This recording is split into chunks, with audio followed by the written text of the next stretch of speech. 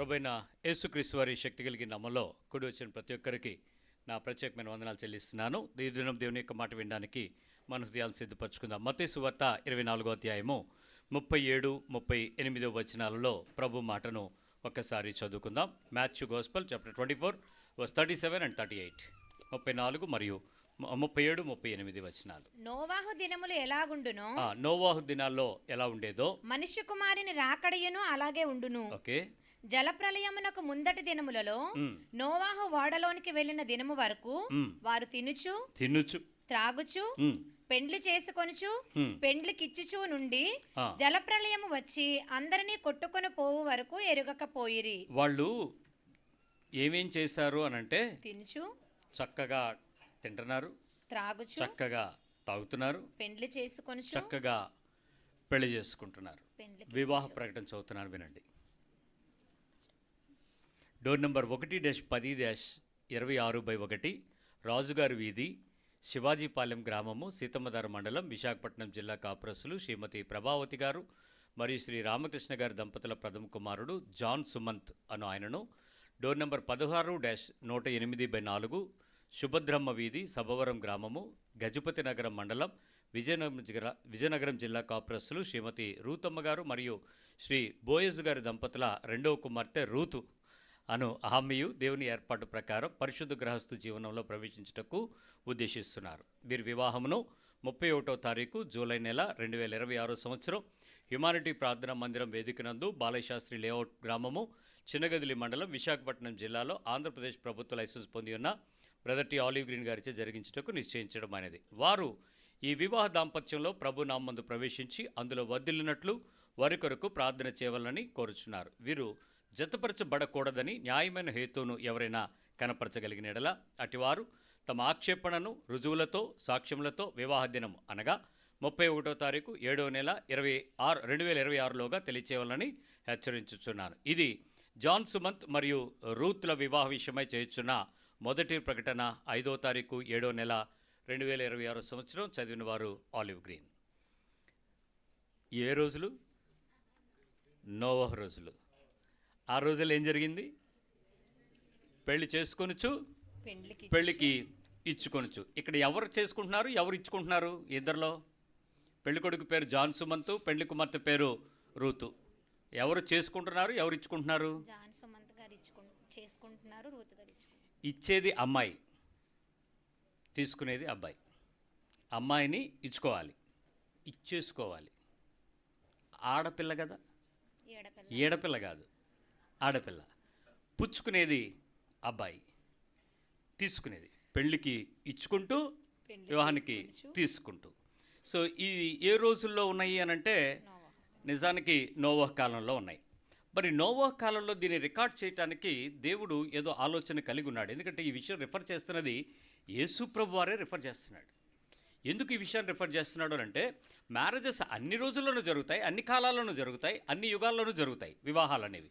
కానీ ఈ వివాహ విషయాల్లో ప్రత్యేకించి మ్యారేజ్ని హైలైట్ చేస్తూ తినటం తాగడంతో ప్రయారిటీగా మ్యారేజ్ అనేదాన్ని కూడా బైబిల్ నొక్కి గట్టిగా చెప్తుంది అని అంటే దాని సంగతి ఏదో ఉంది అనే విషయం మనం మర్చిపోకూడదు అని మనం ఆలోచించాలి.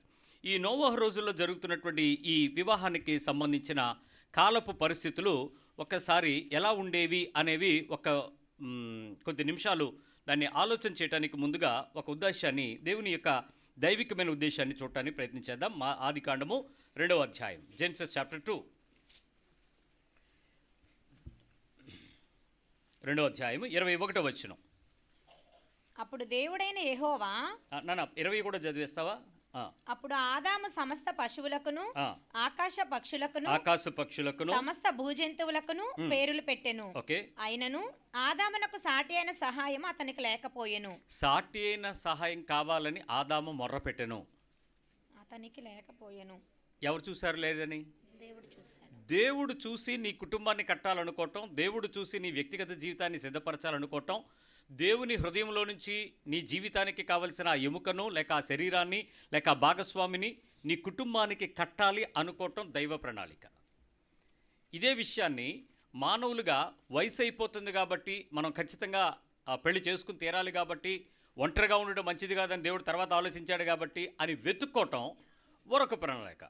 ఆ రెండూ సంబంధం లేదు, నేను ఉండలేకపోతున్నాను, బస్ స్టాప్లో బాగా కనపడింది పిల్ల, ముక్కు పొడవుగా, తొక్క తెల్లగా, జుట్టు పొడవుగా, ఆ తర్వాత మిగిలిన సంగతి అనవసరం, నేను ఎత్తుక్కుంటాను అని చెప్పి కాలేజీలో మా కుర్రాడు చాలా బాగున్నాడని చెప్పి అటువైపు ఎత్తుక్కుని ఇటువైపు ఎత్తుక్కుని మీకు మీరుగా చేసుకోవటం అదొక ప్రణాళిక లోకంలో. ఈ రకమైనటువంటి పరిస్థితుల మధ్యలో వివాహ వ్యవస్థను ఏ పద్ధతిలోనైనా అల్టిమేట్గా నీ గోల్ ఏంటి అని అంటే నువ్వు ప్రేమించు, లేకపోతే డేటింగ్ చేయి, లేకపోతే తిరుగు, లేకపోతే ఇంకేదైనా చేయి, అల్టిమేట్గా లాస్ట్ ఎండ్ ఎక్కడ ఆగాలి? మ్యారేజ్ దగ్గర ఆగాలి. ఇది వివాహం విషయంలో సామాన్యమైనటువంటి ప్రణాళిక. కానీ ఇక్కడ ప్రణాళికలో దేవుడే ఒక వ్యక్తి జీవితం ఒంటరిగా ఉండటం మంచిది కాదు అనడానికి ముందుగా అతనికి సాటి అయిన సహాయం అతనికి లేకపోయేనో అనేటువంటి పదం మనం చూస్తున్నాం. ఆ ముందు అతనికి అసైన్ చేయబడిన పని ఏంటో చెప్పండి. ఆదాము ఏం చేశాడు? సమస్త జంతువులకు ఏం చేశాడు? పేర్లు పెట్టాడు. ఆల్రెడీ ఆయనకి ఇచ్చినటువంటి పని ఏంటో చూసారా? 15వ వచనం. మరియు దేవుడైన యెహోవా నరుని తీసుకుని ఏదైనా తోటను సేద్యపరచుటకు దాన్ని కాచుటకును దానిలో ఉంచెను. గాడ్ హస్ డిఫైన్డ్ ఆడమ్ ప్రాముఖ్యమైన 3 పనులు చెప్పాడు. 1 సేద్యపరచుట, 2 కాయుట, 3 పేర్లు పెట్టుట. This is the first job. తోటమాలి పని, తోటను సంరక్షించు పని, తోటను కాయు పని, తోటని సంరక్షించు పని, ఎట్ ద సేమ్ టైం ఆ జంతువులన్నిటికీ పేర్లు పెట్టుకోవటం నేర్చుకున్నాడు. ఆ పేర్లు పెడుతున్న సమయంలో దేవుని ఆలోచన ఏంటంటే ఆదాముకు సాటి అయిన సహాయము లేకపోయాను. బహుశా ఆదాము పేర్లు పెట్టేటప్పుడు చాలాసేపు ఆలోచించుంటాడు ఒక్కొక్క దాని గురించి. ఒంటరిగా చాలాసేపు దీర్ఘంగా ఆలోచిస్తుంటే దేవుడు వచ్చి చూసుంటాడు. ఏంటి అని అంటే పేర్లు పెడుతున్నాను, నువ్వు డిస్టర్బ్ చేయకొని ఉంటాడు. అప్పుడు దేవునికి ఒక ఆలోచన వచ్చి ఉంటుంది, ఇతనికి సాటి అయిన ఒక వ్యక్తి ఉండుంటే ఇతడు కుక్క అని పెడదాం అనుకునేటప్పుడు ఆవిడేమైనా హెల్ప్ చేసి ఉండేమో, సో తొందరగా దాన్ని జాబ్ అకాంప్లిష్మెంటు ఇద్దరు కలిపి చేసి ఉండేవాళ్ళేమో అని దేవుడు ఆలోచించి ఈ పేర్లు పెట్టడానికి, కాయటానికి, సేద్యపరచడానికి ఒక్క మనిషికి కావలసిన కాంపిటేటివ్గా వేరొక జంతువు కానీ పక్షి కానీ ఏ సృష్టిచరం కానీ కనపడలేదు. అప్పుడు అతనితో పాటు కలిసి ఈ 3 పనులు చేయడానికి కావాల్సిన ఒక వ్యక్తి కావాల్సి వచ్చాడు. అప్పటికి పేర్లు పెట్టేస్తున్నాడు మనోడు. ఏంటి? సేద్యపరచటానికి, కాయుటకును, అతనికి సహాయకురాలుగా ఒక వ్యక్తి ఉంటే బాగుంటుంది అన్నది దేవుని యొక్క ఆలోచన. లెట్స్ గో బ్యాక్, కొంచెం ముందుకెళ్దాం. 21. అప్పుడు దేవుడైన యెహోవా ఆదాముకు గాఢ నిద్ర కలుగు చేసి అతడు నిద్రించినప్పుడు అతని ప్రక్కటెముకలలో ఒక దాన్ని తీసి ఆ చోటును మాంసంతో పూడ్చివేసెను. తరువాత దేవుడైన యెహోవా తాను ఆదాము నుండి తీసిన ప్రక్కటెముకను స్త్రీనిగాను నిర్మించి ఆమెను ఆదాము వద్దకు తీసుకొని వచ్చెను.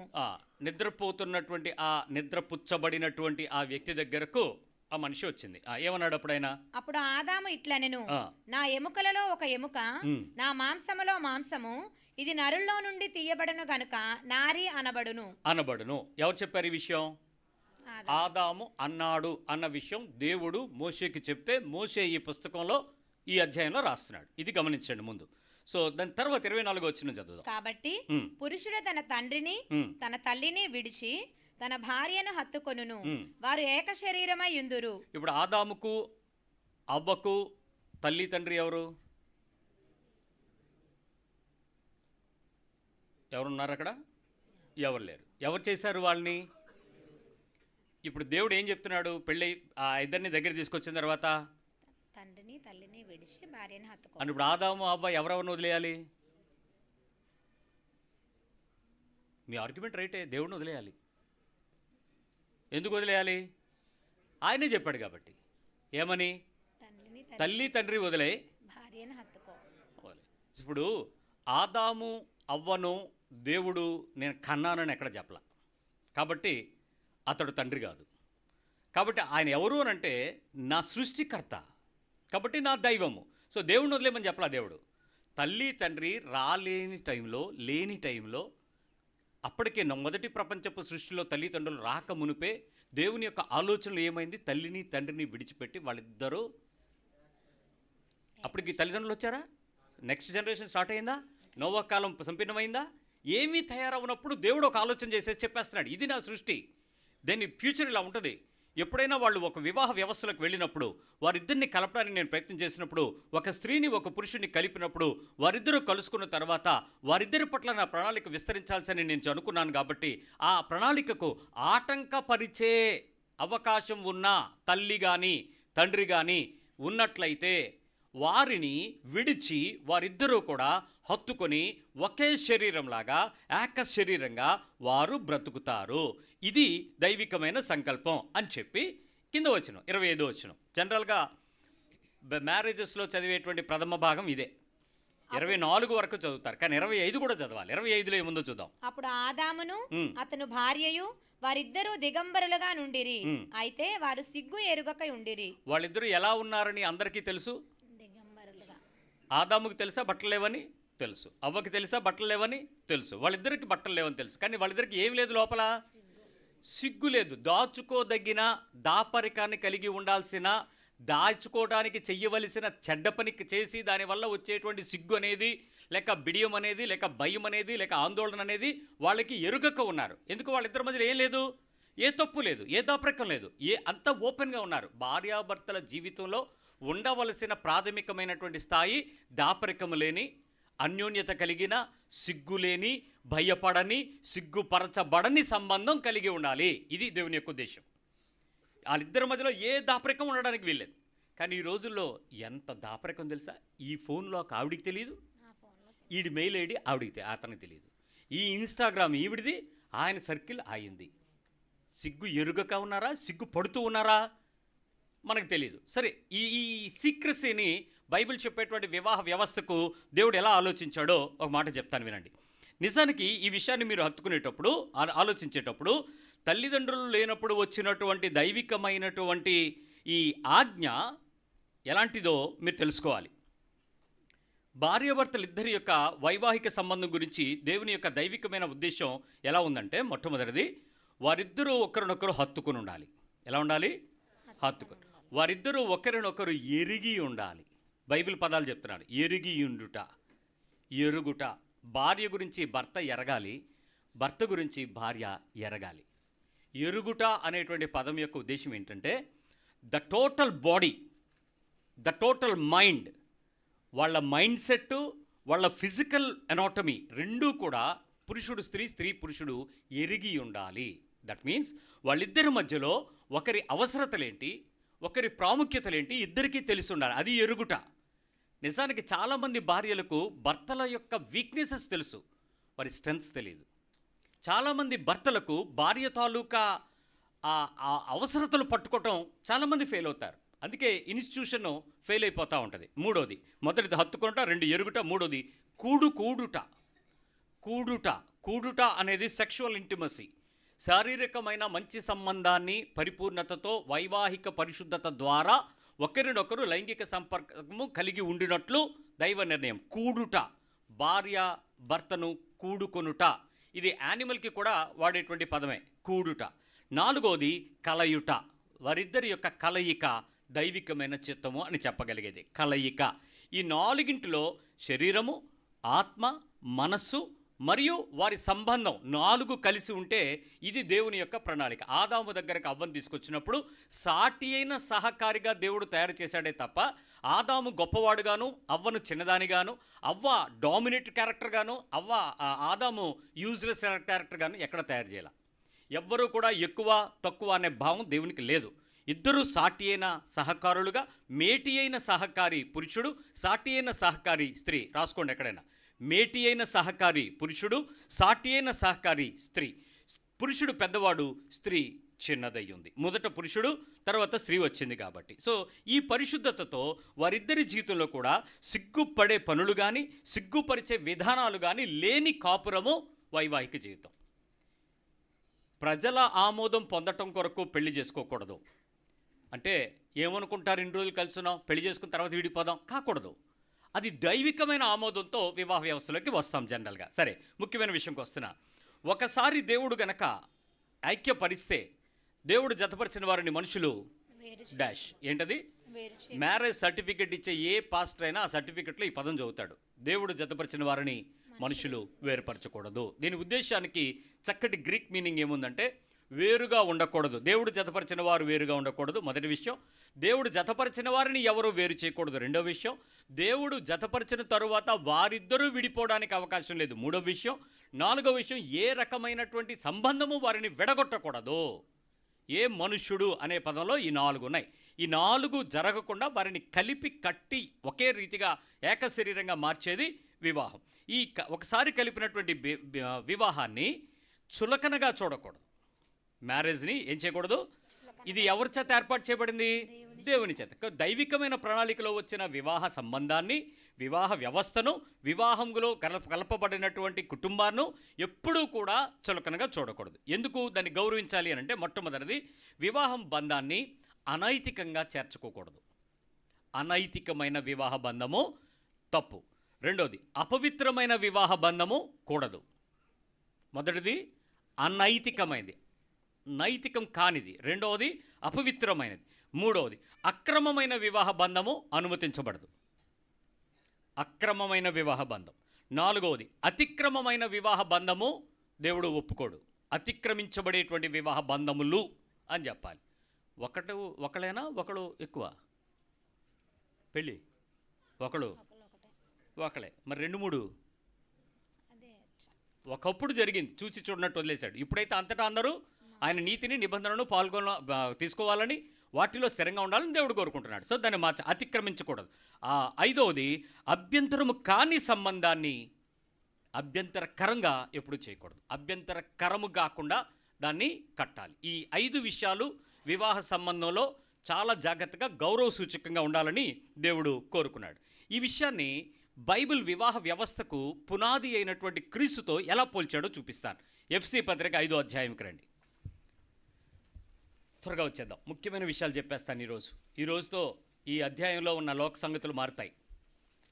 ఎఫ్సి పత్రిక 5వ అధ్యాయం 33వ వచనం. 33 చదివితే దాని తర్వాత పైకి వెళ్దాం. మెట్టుకు మీలో ప్రతి పురుషుడును తనను వలె తన భార్యను ప్రేమింపవలెను. రూల్ ఏంటో చెప్పండి, ఎలాగా? నిన్ను వలె నీ పొరుగువాడిని ప్రేమించాలి. ఇది లోకపు ఆజ్ఞ, ప్రపంచపు ఆజ్ఞ, దైవికమైన సారము, బైబిల్ సారంలో ఉండేటువంటి మొదటి విషయం. రెండో విషయం ఏం చెప్తున్నాడు ఇప్పుడు? చదువు. తనను వలె తన భార్యను ప్రేమించవలెను. భార్య అయితే తన భర్త యందు భయము కలిగి ఉండునట్లు చూచుకొనవలెను. ఇది చాలా ప్రాముఖ్యమైనటువంటి విషయం. ఏంటంటే, భర్తకు భార్యను ఏం చేయాలి? ప్రేమించాలి. భార్య భర్త నుండి ఏం కలిగి ఉండాలి? రివర్స్ అవుతున్నట్టుంది ఇప్పుడు. ప్రతి భర్తకు భార్య అంటే భయం లేనట్టు ఎక్కడైనా ఉన్నారా? ఇప్పుడు కాలం ఏమైంది? నోవహ్ కాలము మళ్ళీ రిపీట్ అవ్వాలి కాబట్టి, ఆ రిపీట్ అయ్యే పరిస్థితుల్లో ఈ భార్యతో పడలేకపోతున్నాను అని చెప్పలేనటువంటి, ఒప్పుకోలేనటువంటి, మాట్లాడలేనటువంటి మోగ భర్తలు ఎంతమంది ఉన్నారు? సైలెంట్గా భరిస్తూ ఏమీ అనలేక, ఇంకో రకమైన పరిస్థితుల్లో విధి లేక, ఎందుకంటే దేవుడు జతపరచడానికి వేరుపరచకూడదు కాబట్టి, ఇలాంటి రకరకాల కారణాలు చెప్పి రిటైర్ అయిపోయిన తర్వాత కూడా విశ్రాంతి లేకుండా, ఆ సతాయింపులు ఒప్పుకోలేక, ఇంత సంపాదించాను, ఇంత కట్టాను, ఇంత బాధ్యతలు అయ్యాయి, ఏంటి నీ పోరు అనలేక, మనస్ఫూర్తిగా ఏడవలేక ఎంతోమంది ఈ కింద వచనానికి దొరికిపోతూ ఉన్నారు. భార్యలకు భర్త మీద ఏం కలిగి ఉండాలంట? భయము కలిగి ఉండాలంట. భర్తలకు భార్య మీద ఏముండాలంట? ప్రేమ కలిగి ఉండాలంట. ఇది ఒక్కటే వివాహ సూత్రం. ఇప్పుడు కొంచెం పైకి వస్తే ఈ విషయాన్ని ఇక్కడ ఒకసారి చూద్దాం. 22వ వచనం దగ్గరికి రండి. స్త్రీలారా ప్రభువునకు వలె మీ సొంత పురుషులకు లోబడి ఉండుడి. మీరు నిజంగా దేవుడికి లోబడ్డోళ్ళు అయితే మీ వివాహ బంధంలో మీరు మీ భర్తకు లోబడ్డారో లేదో తెలిపొద్ది. మీకు దేవుడు అంటే ఇష్టం, మీరు పాటలు పాడతారు, పరిచర్య చేస్తారు, వాక్యాలు చెప్తారు, సువార్త చెప్తారు, మీటింగ్లకు వెళ్తారు, కానుకలు ఇస్తారు, ఇంకెక్కడొక్కడ టీవీ పరిచర్యలు, ఇంటర్నెట్ పరిచర్యలు, ఇంకా అసలు మీ పరిచర్యలకు అంతే లేదు. అసలు దేవుడే ఆశ్చర్యపోతాడు, ఎంత బాగా చేసేస్తుంది నా కూతురని. ఏం చెయ్యలేవురా అని అంటే,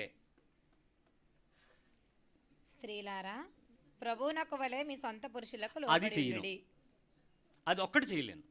ఏది? నా హస్బెండ్కి సబ్మిట్ అవ్వలేను, మినిస్ట్రీ ఎంతైనా చేయగలను.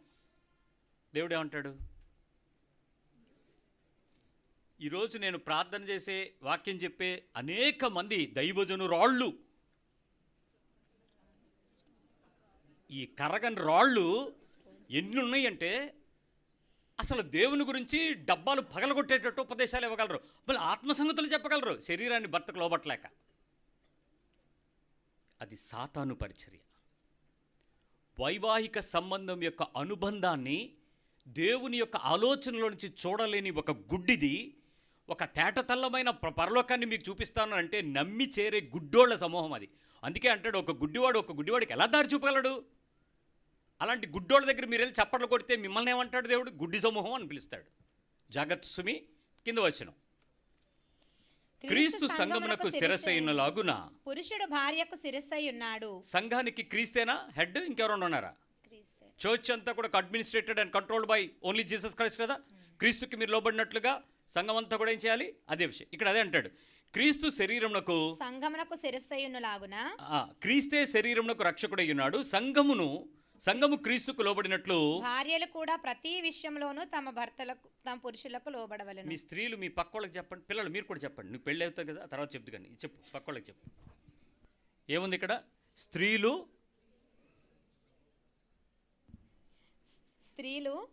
ప్రతి విషయంలో తమ పురుషులకు లోబడవలెను. మాట్లాడండి.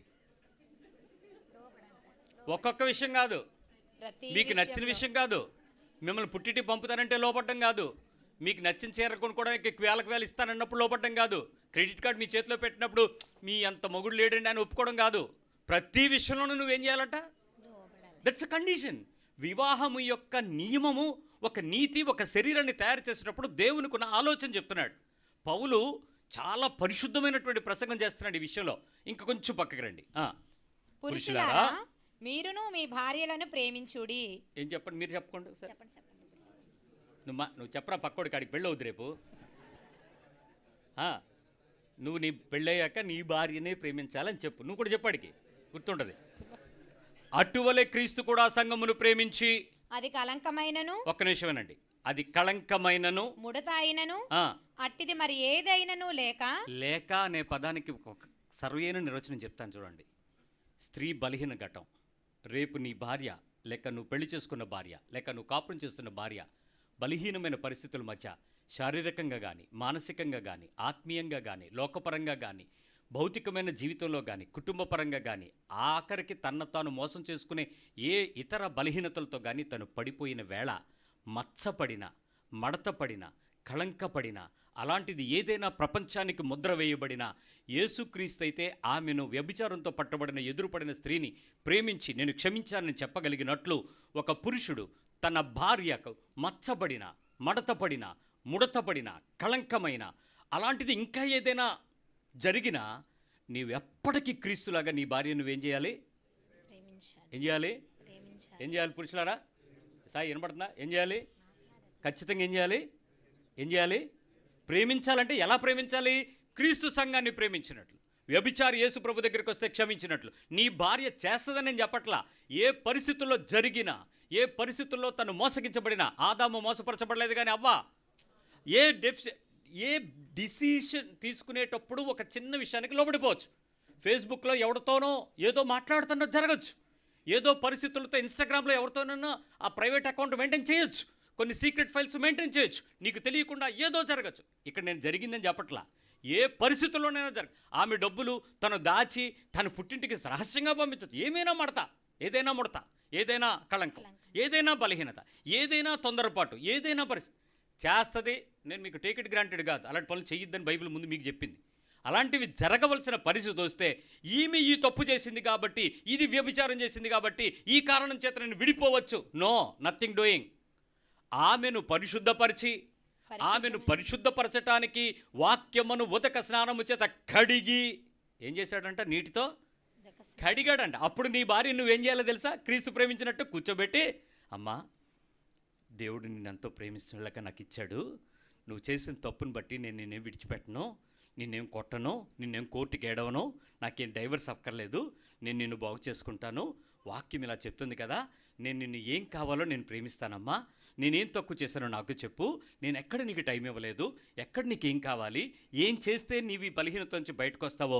క్రీస్తు సంఘాన్ని ప్రేమించడానికి సంఘాన్ని తోసేలేదే, సంఘంలో మడతుంది, ముడతలు ఉన్నాయి, కళంకం ఉంది, అలాంటి చాలా రకాల చెత్త ఉంది, అయినా చర్చిని ప్రేమిస్తున్నాడుగా సంఘాన్ని క్రీస్తు.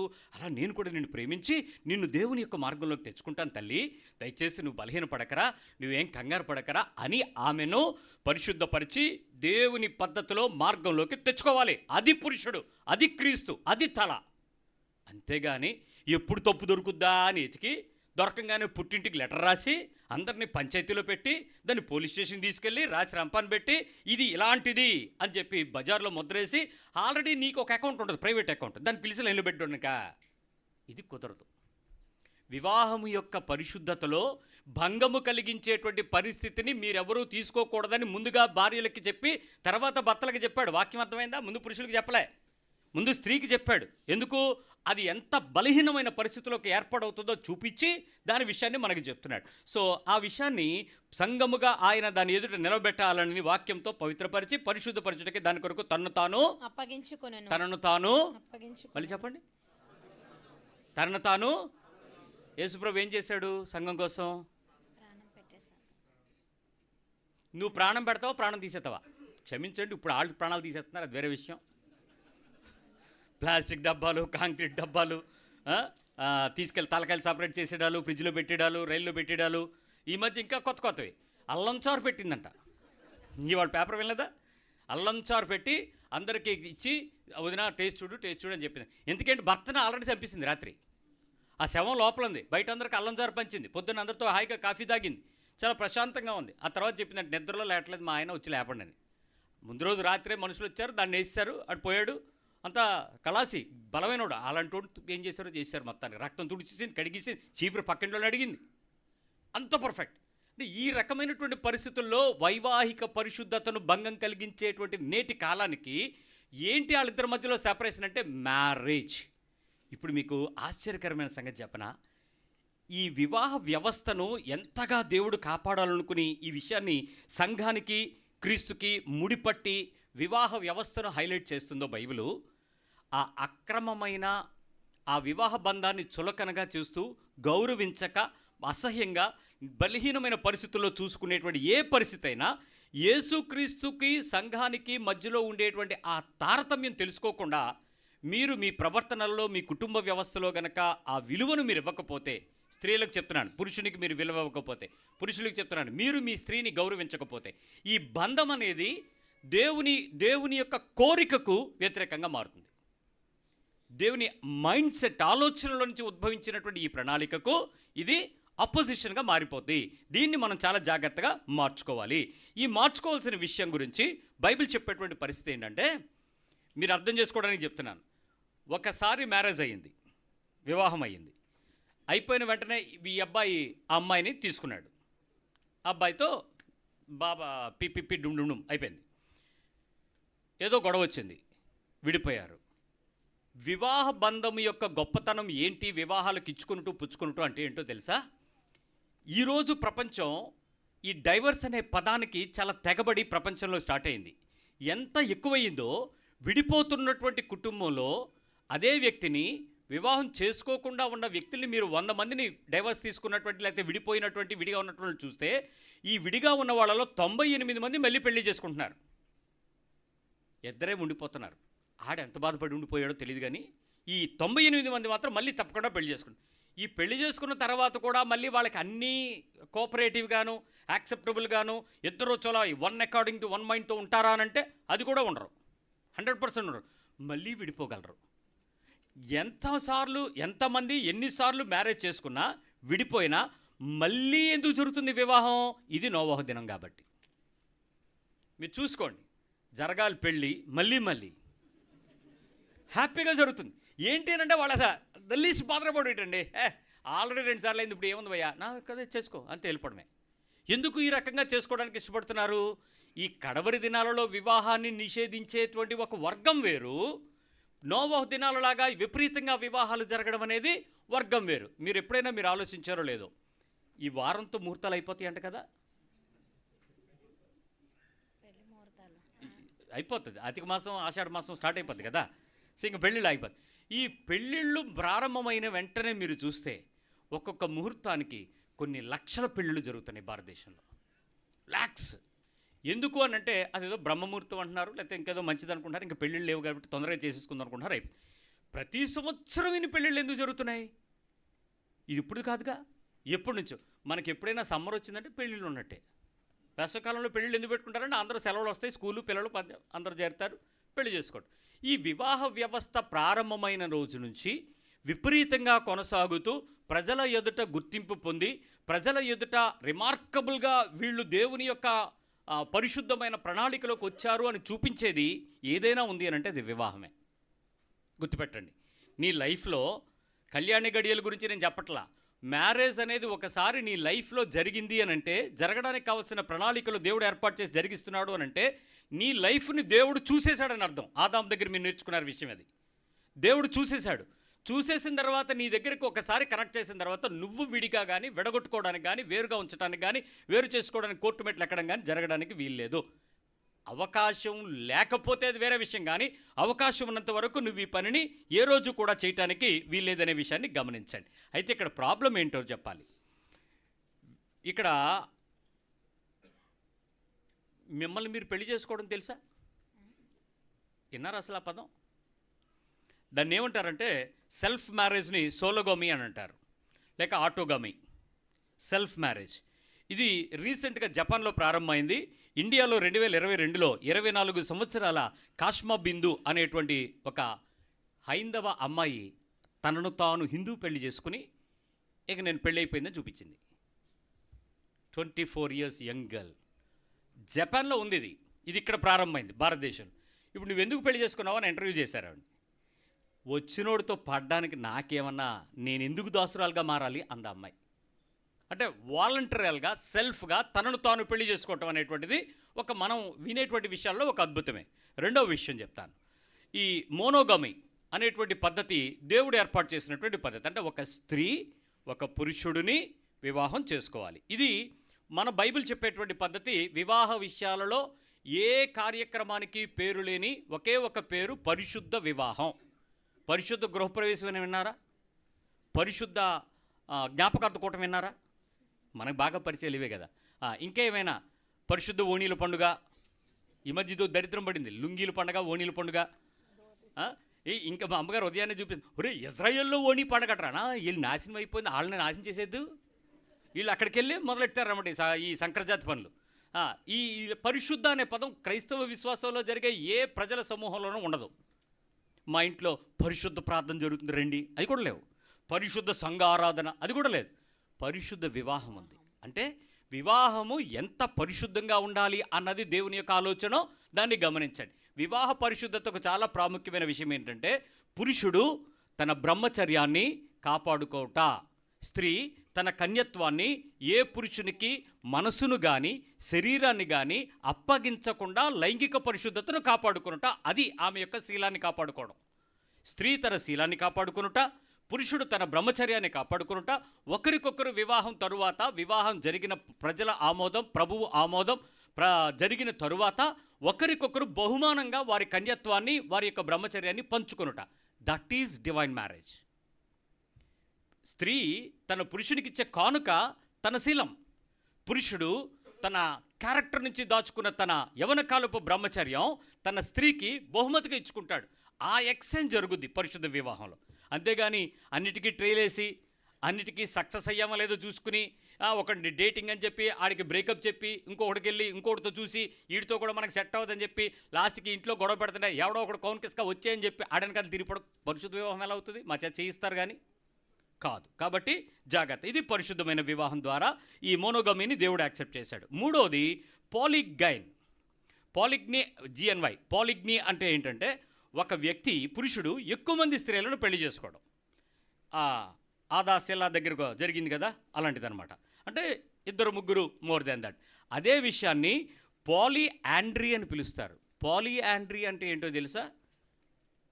ఒక స్త్రీ ఎక్కువ మంది పురుషుల్ని చేసుకోవడం. మన పురాణాల్లో చదవలేదేంటి? 1:5. ఇది పాలియాండ్రీ. ఇది ఒక స్త్రీ ఎక్కువ మంది పురుషుల్ని జరగడం. అయితే విషయం ఏంటంటే ఒక స్త్రీలను ఎక్కువ మందిని చేసుకోవటం మిడిల్ ఈస్ట్లో ఉంది. ఈ రకమైనటువంటి పాలియాండ్రీ అనేది హిమాలయన్ ఏరియాస్లోను, ట్రైబల్ టిబెట్స్లోనూ ఇది ఎక్కువగా జరిగింది. అందుకే మన భారతంలో ఎక్కువ భాగం ఉత్తరంలో ఉండేటువంటి భారతాన్ని లేక కింద ఉండేటువంటి భారతానికి చాలా తేడా వస్తుంది. అక్కడ ఈ పద్ధతులు ఉన్నాయి. అందుకని ఈ పాలియాండ్రీని యాక్సెప్ట్ చేశారు. ఇకపోతే మనం చూసేటువంటి ఈ కడవరి కాలంలో ఉండేటువంటి వివాహ వ్యవస్థ దిక్కుమాలింది ఏంటంటే గే మ్యారేజ్, ఇద్దరు మొగళ్ళు, లెస్బియన్ మ్యారేజ్, ఇద్దరు ఆడవాళ్ళు, ఇక ట్రాన్స్జెండర్ మ్యారేజ్. ఒక పాస్టర్ గారు నాకు చెప్పాడు, పాస్టర్ గారు దేవుడు నాకు ఒక ట్రాన్స్జెండర్ని పెళ్లి చేసుకోమన్నాడండి అని చెప్పడన్నాను. ఖచ్చితంగా చెప్పడం అలా చేయడు. లేదండి నాకు కనపడిందండి. నీవు మోసపడ్డావు అని చెప్పు, కనపడిందని ఎందుకు చెప్తావు అంటే లేదండి మరి వాళ్ళకి కూడా లైఫ్ ఇవ్వాలని అలా చెప్పు. అంతేగాని మా దగ్గరికి వచ్చి మహామోదం ఎందుకు తీసుకుంటున్నావు? ఒక ట్రాన్స్జెండర్ని దేవుడు ఎందుకు చేసుకోమంటాడు? ఎందుకు చేసుకోమన్నాడో తెలుసా? ఆదికాండంకి రండి. ఆ వచ్చి నువ్వు ఎలాంటి పద్ధతిలో బైబిల్ చెప్తుందో దాన్ని మర్చిపోయి నువ్వు ఇష్టం వచ్చినట్టు కథలు చెప్పి సంఘం ఆమోదం చేసుకుని పెళ్లి చేసుకున్నాడు దరిద్రుడు బయటకు వచ్చాడండి, అది వేరే విషయం. ఆదికాండం 1వ అధ్యాయము ఆయనకున్న ప్రణాళిక ఏంటో చూపిస్తాను. 27వ వచనం. దేవుడు తన స్వరూపమందు నరుని సృజించెను. yes దేవుని స్వరూపమందు వారిని సృజించెను. వండర్ఫుల్. స్త్రీనిగాను పురుషునిగాను వారిని సృజించెను. ఇక్కడ క్లారిటీ ఇచ్చాడు. ఏంటో తెలుసా? మొదటి పురుషుడు తయారయ్యేటప్పుడే అతని లోపలే ఒక స్త్రీని ఉంది, లోపల ఒక ఆమెను పెట్టాడు. అందుకే అతని నిద్రపుచ్చి అతని శరీరంలో నుంచి ఆ పార్ట్ని బయటికి తీసి ఏది పురుషునిగాను స్త్రీనిగాను చేసిన దానిలో నుంచే బయటికి తీసి ఆయనకి ఇచ్చేసాడు. బాబు ఇది నీదేరా. First phone version 2.0. మీకు అప్డేట్ వస్తుంది కదా, ఫోన్కి అప్డేట్లు వస్తాయా? చేసుకో, లేకపోతే ఫోన్కి పనిచేయవు. అర్థమైందా? ప్రతి పురుషుడు మొదట మ్యారేజ్ చేసుకునేటప్పుడు ఆదాముకి అవ్వని తీసుకొచ్చే ముందు ఆదాము ఫస్ట్ వెర్షన్, అవ్వ సెకండ్ పాయింట్ 2.0 అంటే ఆ సెకండ్ వెర్షన్ అప్డేట్ చేసి ఇచ్చాడు. ఇదిగో మీ ఇద్దరు పర్ఫెక్ట్ ఉంటారు చూసుకోండి ఆపరేషన్ అని. ఇప్పుడు చూడండి ఏమన్నాడు వాళ్ళని. దేవుడు వారిని ఆశీర్వదించి 28వ వచనం, ఎట్లనగా మీరు ఫలించి, నెంబర్ 1 నువ్వేం చేయాలి? ఫలించాలి. నెంబర్ 2 అభివృద్ధి పొంది, దాని విషయంలో నువ్వేం చేయాలి? అభివృద్ధి పొందాలి. నెక్స్ట్ ఏం చేయాలి? రిప్లనిష్, దాన్ని విస్తరించాలి. నెక్స్ట్ భూమిని నిండించి, దాన్ని ఏం చేయాలి? ఫుల్ చేయాలి, ఫిల్ అవ్వాలి, నిండించి. నెక్స్ట్ దానిని లోబరుచుకొనుడి, దాని మీద నువ్వు ఏం చేయాలి? సబ్జ్యూ చేయాలి, దాని మీద అథారిటీ చలాయించాలి. ఇప్పుడు ఈ ట్రాన్స్జెండర్ చేసుకుంటే పిల్లలు పుడతారా? పుట్టరు. మరి అలాంటప్పుడు వాడు నిండించగలడా? లేదు. అలాంటప్పుడు ఏలుబడి చేయగలడా? లేదు. మరి వాళ్ళు ఫలించగలరా?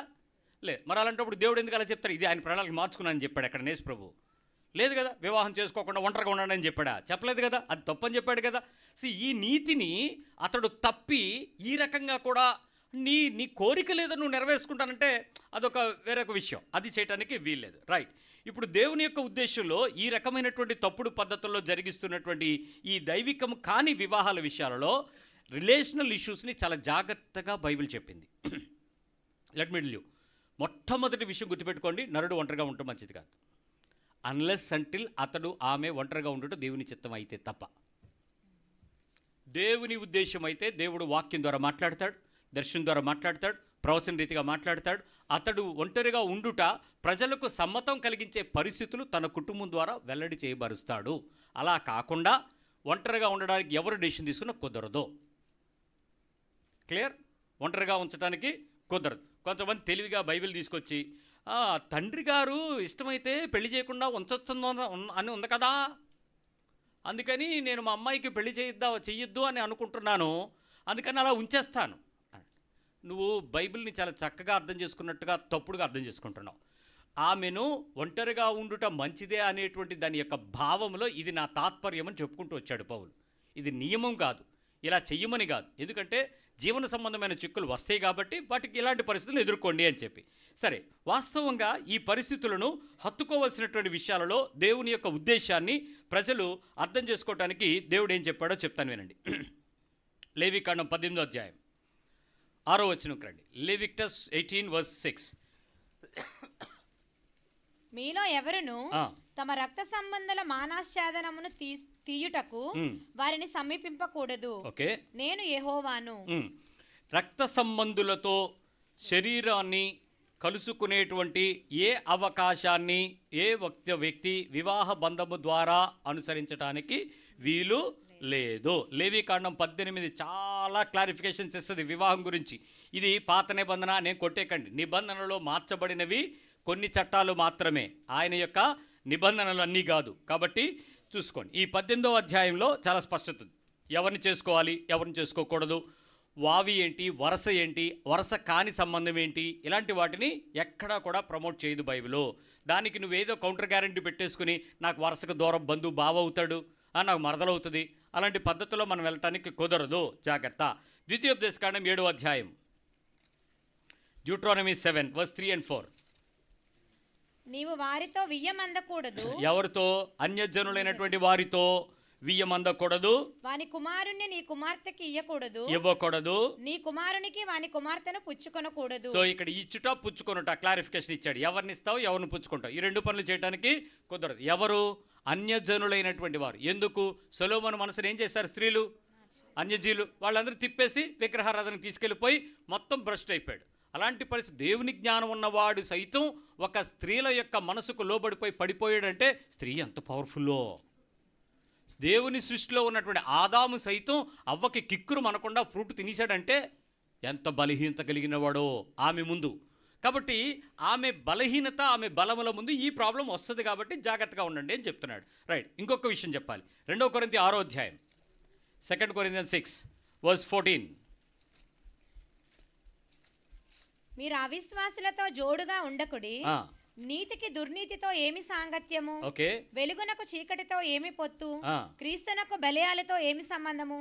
అవిశ్వాసితో విశ్వాసికి పాలెక్కడా? సో ఇక్కడ చెప్పాడు, విశ్వాసికి అవిశ్వాసికి మధ్యలో వివాహ సంబంధము నిషిద్ధమైనది. అది కష్టం కలిగించేది, నీకు ఇబ్బంది కలిగించేది, నీ ఫ్యూచర్ని ఎఫెక్ట్ చేస్తుంది. పర్వాలేదులే, ఎవరో దొరకట్లేదే అని చెప్పి ఏదో ఒక దాన్ని బొమ్మలు మొక్కేదాన్ని తేకో, దేన్ని పెట్టుకుంటే నువ్వు నష్టపోతావు. ఇది దేవునికి విరుద్ధమైనది. క్రీస్తుకి బెలయాలతో ఎలాంటి సంబంధం ఉండదో ఒక విశ్వాసికి అవిశ్వాసతో పొత్తు కూడా కుదరదు. అన్యజనులతో కుదరదు, వావి వరుస సంబంధం కుదరదు. అట్ ద సేమ్ టైం అవిశ్వాసికి విశ్వాసికి జత కూడా కుదరదు. 1 కొరింథీ 7:39. భార్య తన భర్త బ్రతికియున్నంత కాలము బద్ధురాలై ఉండును. భర్త మృతి పొందిన ఎడల ఆమెకి ఇష్టమైన వానిని పెండ్లి చేసుకొనుటకు స్వతంత్రురాలై ఉండును గాని. ఇదండి సమస్య. ఇప్పుడు బయటికి రావాలి, ఎవడికో నచ్చినోని పెళ్లి చేసుకోవాలంటే ఆడిని ఏం చేయాలి?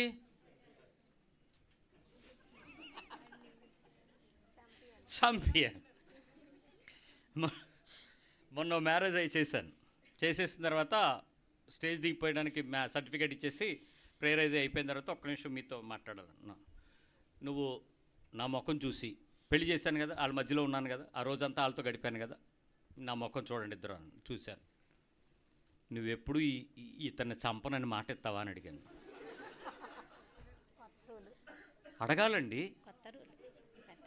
పెళ్ళికి మునుపు ఇతనంటే నీకు ఇష్టమేనా అని అడిగినోడిని పెళ్ళి అయిన తర్వాత ఆ నిమిషమే కదా అఫీషియల్ సంతకం పెట్టి భార్యాభర్తలను ప్రకటించుతున్నాను అన్నాను. అప్పుడు మరి వాళ్ళిద్దరిని ఏమనాలి? నువ్వు చచ్చిపోయేంత వరకు, ప్రభు రాకూడదు మనల్ని ఎత్తేంత వరకు నువ్వు చంపకుండా ఉంటావా అన్న అంది. ఇప్పుడు ఈ నోరులు తెరిసిన వాళ్ళే ఆ తర్వాత మా నోరులు తెరిపిస్తున్నారు. ఒప్పుకోను అంటే చెయ్యనండి. అప్పుడు అతన్ని అడిగాను, జీవితకాలం ఈమెకే బద్దురాలై ఉండి ఎట్టి పరిస్థితుల్లోనూ ఆమెను చంపే ప్రణాళికలు వెయ్యవు కదా అన్న. ఊరుకోండి అన్న, నేనేంది కాదు. ఇప్పుడు ఇలాగే మాట్లాడతారు.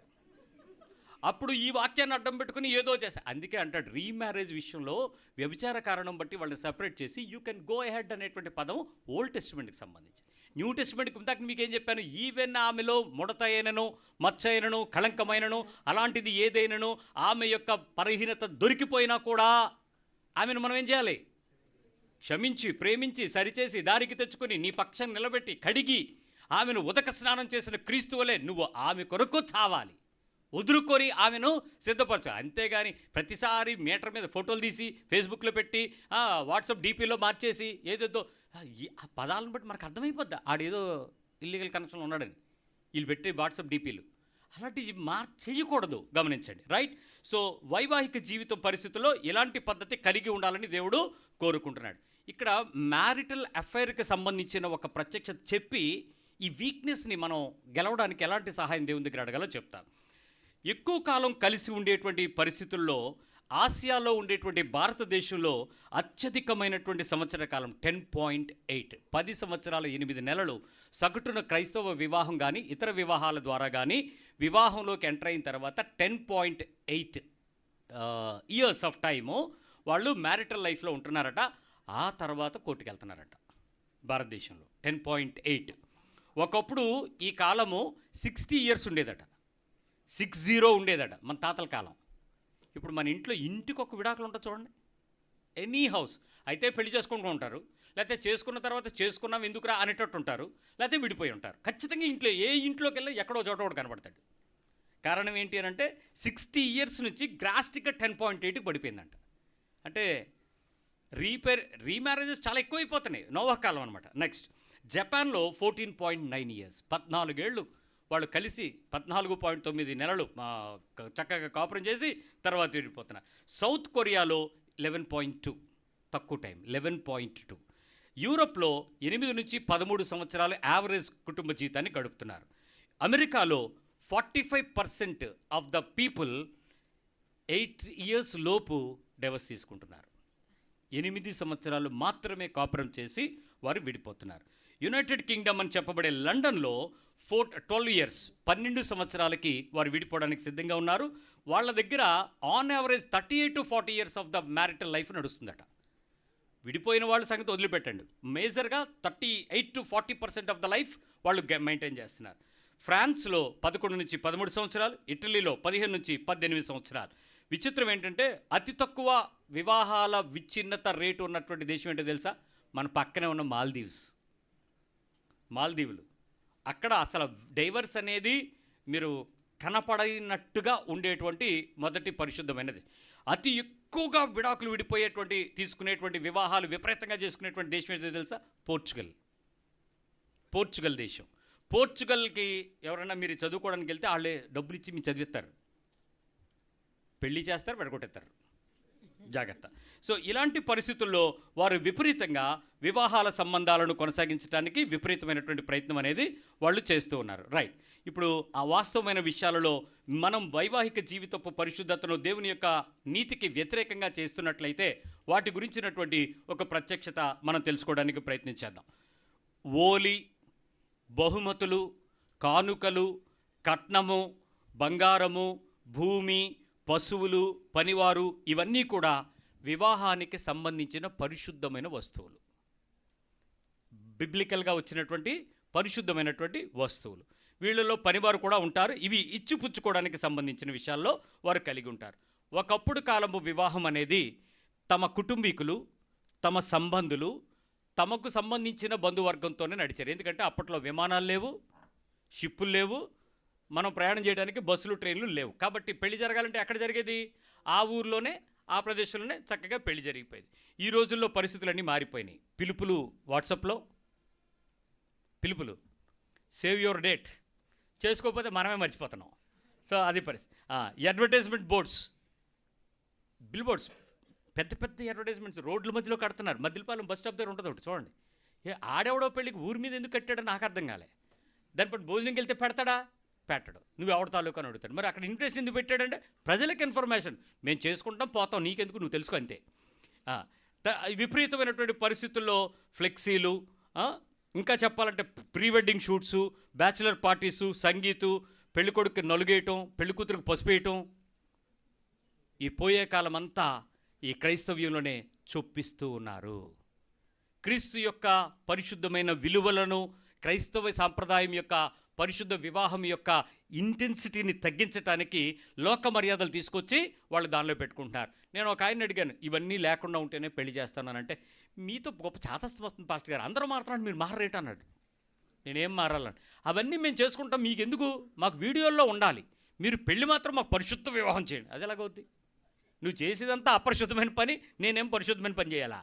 అలా చేయడానికి అవ్వదురా, అన్నీ ఒప్పుకుంటే చేయి. లేకపోతే నాకన్నా మీకు బోల్డ్ మంది చీప్గా పెళ్లి చేసేవాళ్ళు బోల్డ్ మంది ఉంటారు, 10,000 తీసుకుని ఏదో పాడేయండి అని చెప్పారు. అంటే చాలామంది ఈ రకమైనటువంటి బలహీనతలతో నడుస్తూ ఉన్నారు. మరొక మాట చెప్తాను, వివాహానికి కావలసింది వారి స్వజనము, వారి ఇంటిపక్కల చుట్టుపక్కల ఉండేటువంటి సాక్షి జనం. విచిత్రం ఏంటంటే నేటి వివాహానికి సొంత బంధువులు ఎవ్వడు రాడు. ఇంకా విషయం తెలుసా? చుట్టుపక్కల కూడా మనం పిలవం, ఎందుకంటే మనకు పడదు. అప్పుడు ఎవరు వస్తారు పెళ్ళికి? వాళ్ళు ఎవరో నీకు తెలియదు, కానీ బోల్డ్ మంది వస్తారు పెళ్ళికి. వాళ్ళు ఎలా ఏర్పడతారో ఈ జనం ఏంటో.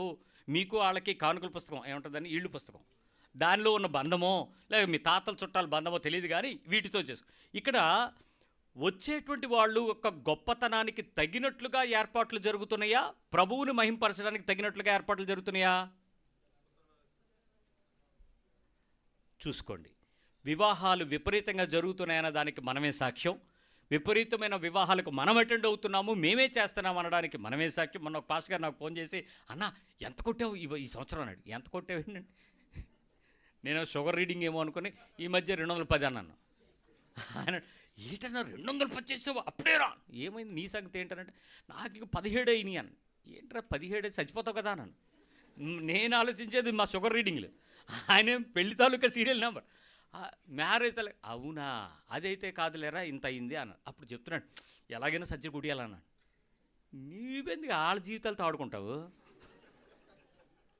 ప్రభు చెప్పింది ప్రార్థన చేయమని. ఇప్పుడు వివాహాలు చేయటానికి నీ తొందర ఎందుకు? వాళ్ళు వస్తే ఎలాగో ఆడు బాధ ఆడు పడతాడు, మనం చేద్దాం అంతవరకే. కానీ నువ్వు సెంచరీ కొట్టాలని వెళ్ళి ఎవడికో పెళ్ళిళ్ళు చేసేయడానికి పెద్ద ఆల్బమ్ వేసి తిరుగుతున్నాడు బ్రోకర్ గడు సంఖలోని. అటు చూపిస్తున్నాడు 3500 అంట ఫీజు, 3 సంబంధాలు చూపిస్తాడు. ఆ 3 అందరికి అయ్యే చూపిస్తుంటాడు. ఎంతమందికో పెళ్ళి అయిపోతాయి ఈ 3 చూపిస్తే. ఆ 3కి పెళ్ళావు. మొన్న అలాంటి సంబంధమే చూపిస్తే, ఈ అమ్మాయి నాకు నచ్చింది మాట్లాడితే, ఆ పిల్లకి పెళ్ళి 3 సంవత్సరాలు అయిందంట. అయితే ఆల్బమ్ వదలట్లేదు ఈయన. ఏమండి నీతి ఉండాలి. సేవకుడుగా నిన్ను పిలిచింది దేనికి? ఆ పని చేయడానికి కొంతమంది అభిషేకించబడ్డ వాళ్ళు ఉంటారు. ఆ అభిషేకించిన వారు మాట్లాడితే నీకు ఎంత నమ్మకం కలుగుద్దో. వాళ్ళు చెప్పే సాక్ష్యాలు, వాళ్ళు చెప్పే మాటలు, వాళ్ళు చెప్పే ఆ వివరాలు, అవంతా మీకు ఎంత ఆత్మ సంబంధమైన వివరణగా అనిపిస్తుంది. అంటే ఇంక రాత్రికి చేసేసుకుంటే బాగుంది అన్నట్టు, వాళ్ళ ఆల్బంలో ఫోటో మిస్ అయిపోద్దామో అన్నట్టు ఉంటుంది. అది వాళ్ళు పడతారు, మనం చేయకూడదు. సో దేవుని విషయాలు చాలా జాగ్రత్తగా ఉండండి. రైట్. ఇంటి చుట్టుపక్కల వారు, తెలిసిన వారు, ఇలాంటి వారితో మనం చేసేటువంటి విషయాల్లో ఎక్కడ ప్రజల ఆమోదం పొందేలాగా, ప్రభువు ఆమోదం పొందేలాగా, ప్రభుత్వ ఆమోదం పొందేలాగా ఒక వ్యవస్థను దేవుడు ఏర్పాటు చేస్తే, దీని ప్రకారం వెళ్ళడానికి బదులు మనుషులు రహస్యంగా పెళ్లి చేసుకోవడానికి ఇష్టపడుతున్నారు. వ్యక్తిగతంగా వాళ్ళకి నచ్చిన పరిస్థితుల కొరకు సంతోషింపడానికి చేయడానికి కావాల్సిన ఉల్లాస కార్యక్రమాలకు ఇష్టపడుతున్నారు. లోకానుసారము వాళ్ళను వాళ్ళు గొప్పగా చెప్పుకునేటువంటి పరిస్థితులను ఆనందింపచేయడానికి వాళ్ళు ఇష్టపడుతున్నారు. ఇలాంటివి దేవుడు అంగీకరించడం అని తెలిసినా కూడా మనకు అనవసరం, దేవుడి సంగతి కాదు, నాకు కావాలి, నేను కోరుకున్నాను. ఇది తప్పు. ఈ వ్యవస్థలోకి రావడానికి ప్రయత్నం చేయకండి. చాలామందికి ఈ పదం మీకు అర్థమై ఉంటుంది. స్కూల్లో టీచర్ కొడితే మీరేమనేవారు? పెళ్ళయిందా పెళ్ళయిందా అని. కొట్టడం ఏంటి, పెళ్ళవడం ఏంటి? దెబ్బలు తగిలితే పెళ్ళవడం ఏంటి? మనకేమర్థమైంది? పెళ్లి చేసుకుంటే దెబ్బలు పడతాయా? తప్పు కదా. ఎందుకు ఈ రకమైనటువంటి పదంతో మనకి చిన్నప్పటి నుంచి పెండ్లిని అపహాస్యం చేసడానికి ప్రయత్నం చేస్తున్నారు? ఆలోచించాల్సిన విషయం. ఈ విషయంలో ప్రతి సందర్భంలో కూడా ఏ రకమైనటువంటి వేధింపులకు కానీ, బాధపరచడానికి కానీ, సిగ్గుపరచడానికి కానీ, అవతల వ్యక్తులను హీనపరచడానికి కానీ, వాళ్ళ క్యారెక్టర్ అసాసినేషన్, వాళ్ళ వ్యక్తిత్వ హననం కానీ చేసినట్లయితే వివాహ బంధాన్ని మీరు దేవుని దృష్టికి చులకనగా చేస్తున్నారని గుర్తుపెట్టుకోండి.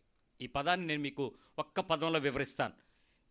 నిన్ను చేసుకున్నాను చూడు అన్నావు చూడు, అది దేవుని యొక్క ప్రణాళికను నువ్వు విమర్శిస్తున్నావు అని అర్థం. అవతల వ్యక్తి నీ జీవితంలోకి ప్రవేశించి నీ కుటుంబాన్ని కట్టి నీకు బిడ్డల్ని ఇచ్చాడనంటే that's God's approval. Your wedding was accepted. ప్రభువు పరలోకపు ఆమోదాన్ని ఇచ్చేశాడు నీకు. ఆ ఆమోదాన్ని నువ్వు ఎప్పుడు కూడా దుర్వినియోగం చేయడానికి చులకనగా మాట్లాడితే క్రీస్తుని చులకనగా చేస్తున్నట్లే. నీవు భార్యను హీనంగా మాట్లాడుతున్నావు అంటే క్రీస్తు తన సంఘాన్ని నువ్వు తృణీకరిస్తున్నట్టే. అది జరగడానికి వీల్లేదు, అసలు మాట పొరపచ్చాలు రావడానికి వీల్లేదు. సో ఇలాంటి పరిస్థితుల్లో ఏ వేధింపులతో కూడా మనుషులు అలా చేయటానికి వీల్లేదని గుర్తుపెట్టుకోండి. మరి చాలా విచిత్రమైనటువంటి విషయం ఏంటంటే 62 సంవత్సరాల్లో అమీర్ ఖాన్ 3వ పెళ్లి చేసుకుంటున్నాడు. చేసేసుకున్నాడా? అయిపోయిందా?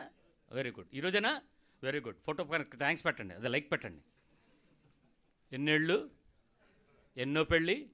3వ పెళ్ళి. 3 పెళ్లి చేసుకోగలిగిన సాంప్రదాయపు కుటుంబం అది. కానీ సపరేట్ చేసి ఆవిడకు ఒక 10 కోట్లు, ఈడికో 2 కోట్లు, ఆవిడకు ఒక 20 కోట్లు పడేసి మూడో పెళ్ళి, అందులో నా చిన్నపిల్ల. అంటే వివాహాలు విపరీతంగా జరుగుతున్నటువంటి కాలంలో ఎవరైతే ఒక వ్యక్తులను ఆరాధించేటువంటి వ్యక్తులుగా, హీరోయిజంగా వాళ్ళు చూస్తున్నారో వాళ్ళు చేస్తున్న పనులు మనకు ఆదర్శంగా మారుతున్నాయి. ప్రభు చెప్పిన వాక్యం కాదు, అది చింతించయోగ్యమైన పని. సహజీవనం చేయొచ్చు, 3 పెళ్లి చేసుకోవచ్చు, 4 చేసుకోవచ్చు, 5 చేసుకోవచ్చు. Maybe it is different from person to personality. కానీ దాని దైవుని వాక్యం దగ్గరకు వచ్చి దేవుని సంబంధమైన ఏకపత్ని వ్రత్యాన్ని కలిగి ఉండి అధ్యక్ష పదవి పొందుకుంటేనే అన్నాడు ఒక ఆయన. ఓయ్, అధ్యక్ష పదవి కాదు, నువ్వు పరిశుద్ధమైన జీవితం కలిగి ఉండాలంటే నువ్వు దేవుని నీతిని నెరవేర్చాలి. ఒక పురుషునికి ఒక స్త్రీ, అంతే. అది ఇష్టం వచ్చినట్టు విడిపోయి ఇష్టం వచ్చినట్టుగా కొన్ని పరిస్థితుల వల్ల అనుమతించబడతాయి, అది యాక్సెప్టబుల్. జాగ్రత్త. వివాహం అనేది కుటుంబ గౌరవం, కుటుంబ మర్యాద, కుటుంబ విలువలు, కుటుంబ నీతి, వీటి మధ్యలో నిలబడాలి. వాటి మధ్యలో చక్కటి సహకారం ఇద్దరి మధ్యలో జరగాలి. There is no point of a prestige in a wedding. Prestige ఏంటి? పెళ్ళికి ప్రెస్టీజ్ ఏంటి? పెళ్లిలో మీరు చేసే ప్రెస్టీజ్ కార్యక్రమాలు ఏంటి? ఎవడి కోసం? ఏమంటే 20 పదార్థాలు తిన్న మనిషి ఎవడన్నా ఉన్నాడా? మరి ఎందుకండి ప్రెస్టీజ్ కోసం అంత గొప్ప? తినేలాగా పెట్టు, తినిపించేలాగా పెట్టు. అంటే నిలబడి తినడానికి ఏమో ఖాళీ ఉండదు. వెనకాతలోడు తోసేస్తుంటాడు, ప్లేట్ ఏమో తలసట కట్టించేస్తుంటాడు. నువ్వు వెళ్ళకపోతేనేమో నిన్ను ఈడ్చుకుని వెళ్ళిపోతూ ఉంటాడు ఆ కక్కుర్తిగాడు. ఆ పక్కన నుంచుని నువ్వు తినాలంటే చీ అనిపించి నువ్వు తినడానికి మళ్ళీ హోటల్కి వెళ్ళేలాగా ఉన్నావు. 20 పదార్థాలు పెట్టాం, 40 పదార్థాలు పెట్టాం, ఆదిరెడ్డి ఈవెంట్స్ వాళ్ళని పిలిచాం. ఎందుక ఎరెడ్డి? జాగ్రత్త. సో ఈ విపరీతమైనటువంటి పరిస్థితులతో ఈ మనుషులు ఆర్భాటాలు, ఖర్చులు అపవిత్రం చేసి వివాహ పరిశుద్ధతను భంగపరిచి ఆర్భాటంగా చేసి విడిపోయి మళ్ళీ చేసుకుని మళ్ళీ తప్పు జరుగుతుంది. అలాంటి వాటికి వెళ్ళొద్దు. తర్వాత బైబిల్ చెప్తున్నటువంటి విషయంలో ఈరోజు లోకం చేసేటువంటి ఒక తప్పుడు పని నేను మీకు చెప్పాలనుకుంటున్నాను. ఏంటంటే వర్క్ మ్యారేజ్ అనే పేరు విన్నారా? Work marriage. వర్క్ అంటే పని. ఇంటిలో ఒక భార్య ఉంది, పెళ్లి చేసుకున్న పెళ్లి భార్య, official wedding 1. Morning to evening ఎక్కడ ఉంటాడు బాబు? ఆఫీస్లో. అప్పుడు రోజు పక్కన పెడితే మీకు డౌటో లేదో తెలియదు కానీ నేను సినిమాలు చూసిన చిన్నప్పుడు కాలంలో ఏ సినిమాలో ఏ సెక్రటరీ చూసినా లిల్లీయే ఉంటుందేటి? ఆ లిల్లీ ఖచ్చితంగా క్రిస్టియన్ అయి ఉంటుందేటి? మీరు చూసుకోండి చిన్నప్పుడు సినిమాలు. అంటే ఈ పనులు చేయడానికి క్రైస్తవులు ఉంచుకున్నారా ఏంటి వాళ్ళు? ఏమన్నా బ్రాండ్ అంబాసిడరింగా ఏదో జరిగింది లేదు. సరే, మన విషయంకి వద్దాం. ఈ వర్క్ మ్యారేజ్ ఏంటంటే రోజు రెగ్యులర్గా ఆఫీసర్ దగ్గర ప్యూనో, స్టెనో, టైపిస్టో ఎవరో ఉంటారు కదా, ఎక్కువ గంటలు అక్కడే ఉంటున్నారు కాబట్టి 12 గంటలు ఇక్కడే ఉంటున్నాం కాబట్టి అది వర్క్ మ్యారేజ్ అంట. ఇక్కడ వీళ్ళిద్దరూ కలిసిపోయి ఉంటున్నారు. ఇది ఆఫీసు వివాహం, ఇంటి దగ్గర పరిశుద్ధ వివాహం. ఇప్పుడు ఇది జరుగుతుంది ఆఫీస్లో ఒకరితో, ఇంటి దగ్గర మరొకరితో. ఈ హౌస్ మ్యారేజ్ మరొక విషయంగా ఉంది.